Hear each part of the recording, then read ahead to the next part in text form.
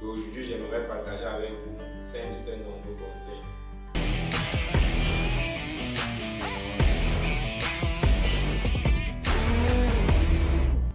Salut, c'est Rodrigue Ngayam. Bienvenue à vous. Ici, je vous partage au travers de mes expériences, des conseils de vie, la motivation, du développement personnel pour vous aider à devenir la meilleure version de vous-même et atteindre vos objectifs de vie.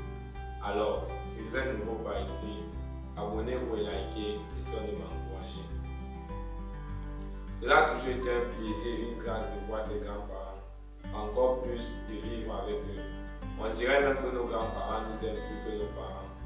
J'ai vécu avec ma grand-mère pendant 3 ans et durant ce temps, il est nécessaire de me prodiguer des conseils. Et aujourd'hui, j'aimerais partager avec vous 5 de ces nombreux conseils. Alors, c'est parti.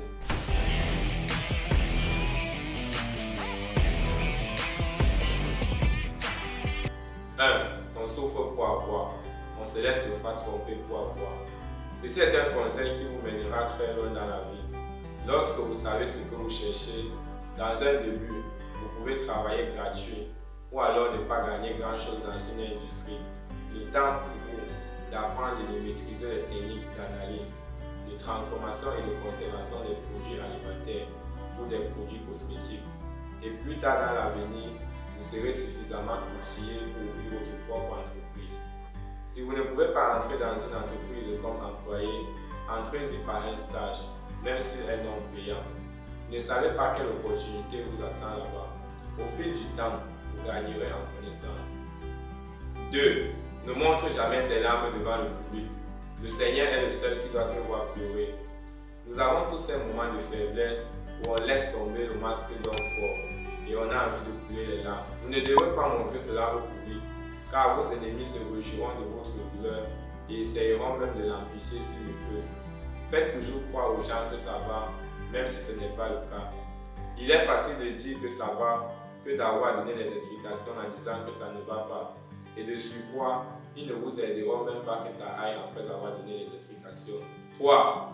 N'oublie pas qu'il vaut mieux vivre la misère dans sa jeunesse que de la vivre dans sa vieillesse. Ceci pour dire que ne recherchez pas la vie facile dans votre jeunesse, en gaspillant votre argent dans les boîtes de nuit, les sorties incessantes, manger le poulet, boire le vin et faire la fête à chaque fois que vous avez de l'argent, sans penser à faire des projets, ni à lancer des business pour votre retraite. Aujourd'hui, vous avez de la force pour travailler et gagner suffisamment d'argent. Vous vivez au jour le jour, sans penser aux années qui viendront après. Demain, vous n'aurez plus cette même force. Et même vous nourrir sera un combat pour vous. Alors la misère vous accueillera à bras ouverts dans votre vieillesse. 4. La vie a des phases, ne te moque pas des autres. Aujourd'hui, la vie vous sourit et vous vous permettez de traiter les autres comme des sous-hommes. Et pourtant, en réalité, il n'y a pas de sous-hommes. Nous sommes tous des hommes. C'est juste nos statuts qui diffèrent. Le camarade de classe que vous avez rejeté aujourd'hui parce qu'il n'a pas continué ses études sera demain le propriétaire de plusieurs chaînes de restaurants où vous viendrez manger sans avoir l'argent complet sur vous. Alors, si la situation d'une personne est misérable aujourd'hui, ne vous moquez pas, ne crachez pas non plus. Traversez tout simplement si vous ne pouvez pas lui venir en aide. 5.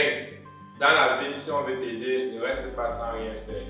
Même dans les banques, on ne prête pas à celui qui n'a rien. On prête à celui qui a un gage, celui-là qui a une activité rentable.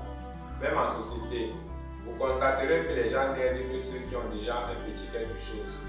Vous avez un projet d'entreprise, vous appelez votre oncle pour lui demander de l'aide. Il vous demande quel est le montant dont a besoin votre business plan. Vous dites 500 000. Il vous demande par la suite quel est le montant que vous avez déjà économisé. Vous comprenez que pour le moment vous n'avez que 50 000 francs. Il vous rapproche en disant rappelle-moi lorsque tu auras déjà lancé ton projet. Tout simplement parce que vous n'avez même pas encore 40%, pour ne pas dire 50% du capital qu'il puisse compléter. De même, si vous demandez à une tierce personne de vous aider pour un voyage à l'étranger, cette personne commencera par vous demander si vous avez déjà le passeport. Alors, ayez le minimum avant de solliciter de l'aide.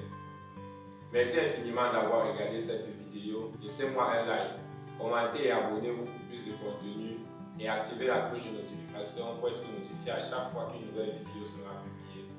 Je suis Rodrigue Ngayam. On se retrouve dans une nouvelle vidéo avec le même plaisir. Salutations chers amis et à la prochaine.